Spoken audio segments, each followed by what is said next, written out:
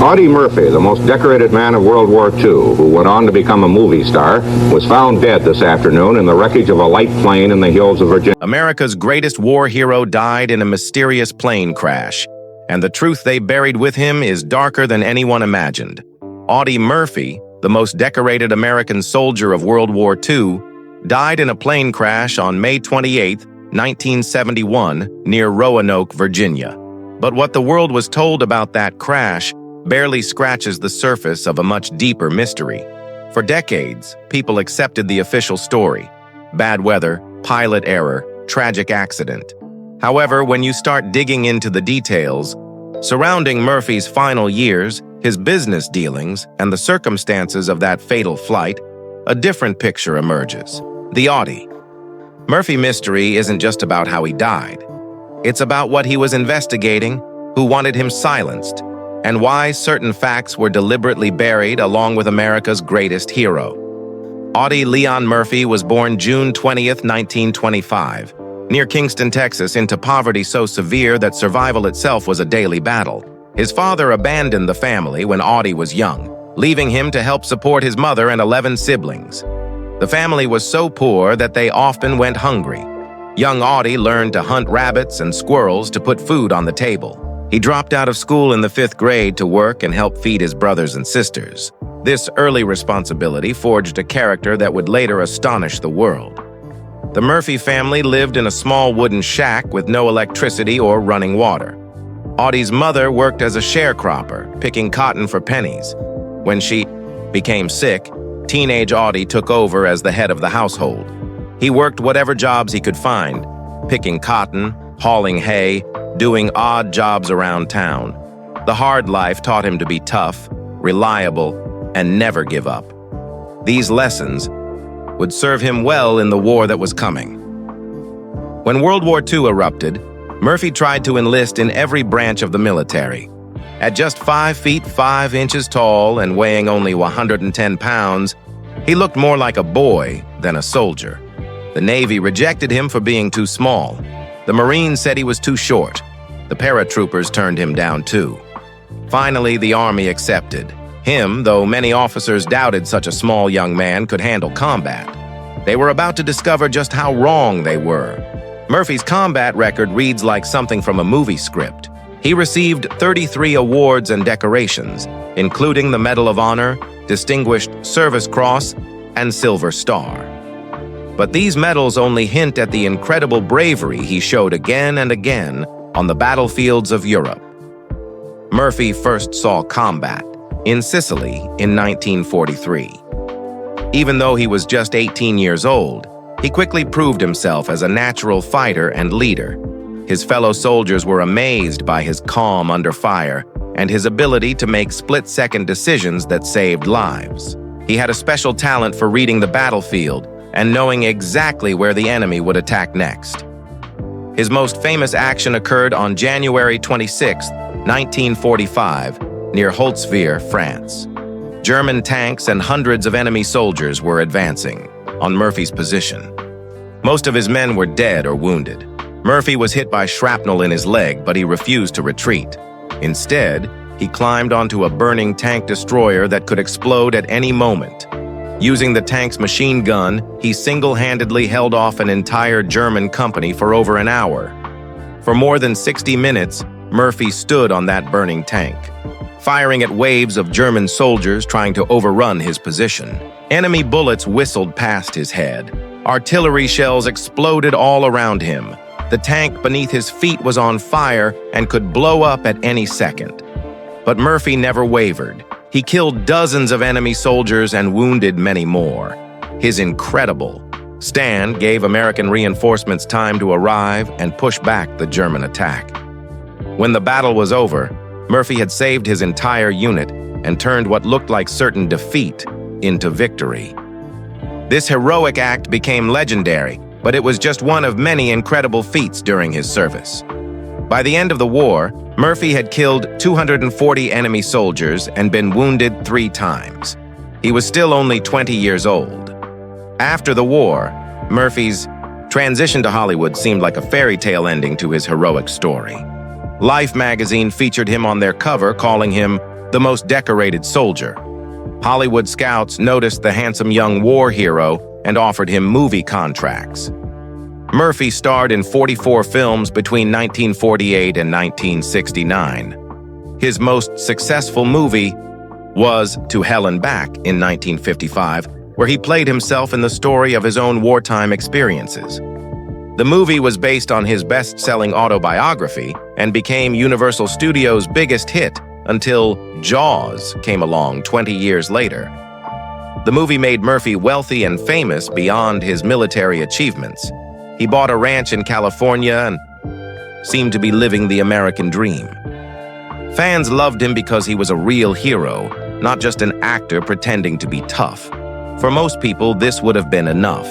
War hero, movie star, American icon. But Murphy's story was far from over, and the darker chapters were yet to come. Behind the Hollywood glamour, Murphy was fighting battles that the public never saw. He suffered from what we now recognize as severe post-traumatic stress disorder. Though doctors in those days didn't really understand the condition, Murphy slept with a loaded pistol under his pillow every night. He had terrible nightmares about the war, often waking up screaming and sweating. He couldn't sleep through the night and would pace around his house for hours. Loud noises made him jump and reach for weapons that weren't there. He had trouble trusting people and often felt like he was still in danger. These weren't just personal demons. They were clues to a man who had seen too much and knew too many dangerous secrets. During the war, Murphy had worked with military intelligence units on special missions that were never recorded in his official service record. He knew about secret operations, classified information, and activities that the government wanted to keep hidden forever. Murphy tried to deal with his problems by staying busy. He worked on his ranch, made movies, and got involved in various business deals. But the memories of war followed him everywhere. He started drinking more and taking pills to help him sleep. Friends noticed that he was becoming more suspicious and worried about things he wouldn't talk about. Financial troubles and dangerous connections. Murphy's financial troubles began in the 1960s when several investments went wrong. He lost hundreds of thousands of dollars in failed business deals, including a disastrous oil venture in Algeria. He had trusted the wrong people with his money, and they had cheated him out of millions. Tax problems with the IRS added to his mounting debts. The government claimed he owed huge amounts in back taxes from his movie earnings. Murphy was forced to sell his ranch and many of his possessions just to pay his bills. For a man who had grown up in poverty, being broke again was especially painful. But here's where the story gets interesting. Murphy's financial problems weren't just bad luck. They were connected to his involvement in ventures that touched on sensitive political and military matters. Some of the people who had cheated him were connected to government agencies and military contractors. Murphy began to suspect that his financial ruin wasn't accidental. The business that would ultimately lead to Murphy's death was his involvement with a company called Colorado Aviation. Murphy had become a director of this company's parent organization, which had connections to government contracts and military services. The company was supposed to provide aircraft and pilots for various government missions, but Murphy discovered that not everything was legitimate. In the months before his death, Murphy had been asking uncomfortable questions about certain operations and financial irregularities within Colorado Aviation. He noticed that large amounts of money were disappearing from company accounts. Planes were being used for missions that weren't in any official records. Some of the pilots and aircraft were involved in activities that seemed illegal. Associates later revealed that Murphy had discovered discrepancies that troubled him deeply. Money was being moved through fake accounts. Government contracts were being used to cover up illegal operations. Some of the company's activities involved smuggling and other crimes that Murphy couldn't ignore. Murphy's military training and intelligence background made him good at investigating these problems. He followed money trails, interviewed employees, and gathered evidence of wrongdoing. What he found shocked him. Colorado Aviation was being used as a front for illegal activities that reached high levels of government and military leadership. On that fateful day in May 1971, Murphy was traveling to Virginia to meet with potential investors about exposing what he had found. But this wasn't really about finding investors. It was a cover story for something much more dangerous. Murphy was actually planning to meet with journalists and government officials to reveal evidence of the illegal activities he had discovered. The flight wasn't a casual business trip. It was a mission to reveal information that could have embarrassed powerful people and exposed illegal activities. Murphy had scheduled meetings with reporters from major newspapers and investigators from government agencies. He was prepared to go public with evidence that could have ruined careers and destroyed reputations. Murphy had spent weeks preparing for this trip. He had gathered documents, organized his evidence, and made copies of important papers. He knew that what he was about to do was dangerous, but his sense of duty wouldn't let him stay quiet about the crimes he had discovered. The timing wasn't coincidental. Murphy had to act quickly because he suspected that the people involved in the illegal activities knew he was investigating them. He had received threatening phone calls and noticed that he was being followed. His house had been broken into, though nothing valuable was stolen. Only his files had been searched. Suspicious circumstances. The weather conditions on May 28, 1971 were indeed poor, but experienced pilots regularly flew in similar conditions. What's suspicious is that the pilot, Herman Butler, was not certified for instrument flying. The special training needed to fly safely in bad weather when you can't see clearly. Yet the flight was approved despite weather reports predicting zero visibility. Someone with influence had to authorize this flight, knowing it was dangerous. The question becomes, who wanted Murphy on that plane and who made sure the pilot wasn't qualified to handle the conditions? Butler was a good pilot in normal weather, but he had failed his instrument flying test several times. Flying in clouds and fog requires special skills and equipment that Butler didn't have.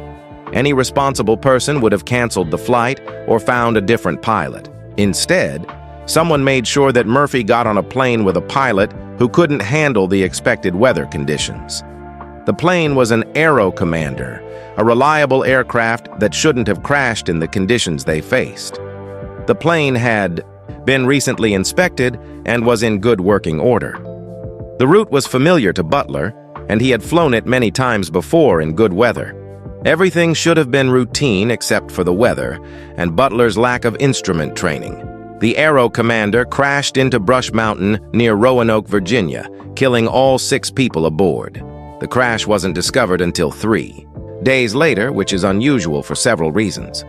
The plane had filed a flight plan, so air traffic controllers knew when it should have arrived. When it didn't show up, search and rescue teams should have been sent out immediately. 3 days is a long time for a missing aircraft to go unnoticed, especially one carrying America's most famous war hero. During those 3 days, evidence could have been removed, documents could have been destroyed, and the crash site could have been altered. When investigators finally reached the wreckage, they found exactly what someone wanted them to find: the remains of a tragic accident. The delay in finding the crash was blamed on the remote location and bad weather, but search and rescue experts said this was no excuse. Modern aircraft have radio beacons that help rescuers find crashed planes quickly. The weather had cleared up within 24 hours of the crash, giving plenty of time for search teams to work. Witnesses who lived near the crash site reported hearing explosions before the plane hit the mountain. They said it sounded like several loud bangs followed by a crash. Official reports attributed these sounds to the impact itself, but explosive experts questioned this explanation. When a plane hits a mountain, it usually makes one loud crash, not a series of explosions. The pattern of wreckage also suggested that something had happened to the aircraft before it struck the mountain. Parts of the plane were scattered over, a much wider area than would be expected from a simple crash. Some pieces showed damage that looked like it had occurred before impact. However, these witness accounts were quickly dismissed, and the witnesses themselves were discouraged from speaking to media outlets. Murphy's family was told that his personal effects and business papers were destroyed in the crash and fire. However, several items that should have been on the plane were never found, including a briefcase that Murphy always carried containing important documents. Associates confirmed that Murphy had been carrying sensitive papers related to his Colorado aviation investigation. These documents contained evidence of the illegal activities he had discovered: financial records, witness statements, photographs, and other proof of wrongdoing. These papers were Murphy's insurance policy and his weapon against the people who were trying to silence him. The briefcase was made of metal and leather that should have survived the crash, even if the papers inside were damaged. Crash investigators should have found at least pieces of it in the wreckage. Instead, it seemed to have vanished completely. No adequate explanation was ever provided for the disappearance of Murphy's most important possessions. Other passengers on the plane also had personal items that were never recovered. Family members asked investigators about jewelry, wallets, and other valuable items, but were told that everything had been destroyed. This was unusual because aircraft crashes typically preserve many personal items, even when the plane is badly damaged. The investigation into the crash was unusually brief and conclusive. Within weeks, officials had ruled it an accident caused by pilot error and weather conditions. For a crash involving such a high-profile figure, this quick closure was suspicious. Normally, investigations involving celebrities or military heroes receive extensive scrutiny and media attention. The crash is studied from every angle. Witnesses are interviewed multiple times, and experts examine every piece of evidence. Murphy's crash investigation was handled quietly and efficiently, almost as if someone wanted it resolved quickly and forgotten. The National Transportation Safety Board, which investigates aircraft accidents, issued a short report that blamed Butler for flying in weather conditions beyond his abilities. The report didn't mention the explosions heard by witnesses, the unusual scatter pattern of wreckage, or the missing documents that Murphy had been carrying. Family members who asked for more detailed information were told that the case was closed, and no further investigation was needed. When they tried to hire private investigators to look into the crash, they were warned that this would be a waste of money and might even be dangerous. The mystery of Audie Murphy's death may never be fully solved, but the evidence points to something much darker than a simple accident. A war hero who had survived the deadliest battles of World War II was silenced just as he was about to expose corruption that reached the highest levels of American government and military leadership. Murphy's death conveniently removed a dangerous witness who could have provided damaging testimony about illegal activities.